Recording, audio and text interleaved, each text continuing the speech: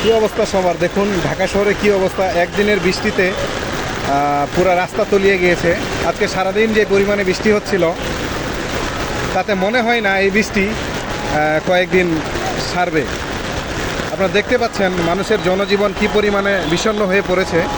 আর রিক্সা বলেন, অটো বলেন, সিএনজি বলেন, বাস বলেন, প্রাইভেট কার বলেন, এগুলোতে আছে। মানুষের জনজীবন আরও বিস্তীর্ণ হয়ে পড়েছে। আল্লাহ হেফাজত করুক। দেখুন কি অবস্থা, কোথায় গর্ত কোথায় কি কিছুই বোঝা যাচ্ছে না।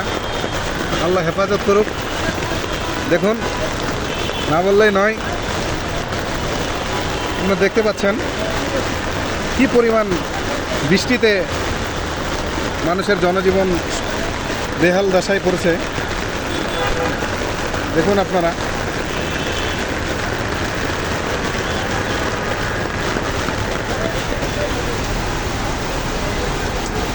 দেখুন আপনারা কি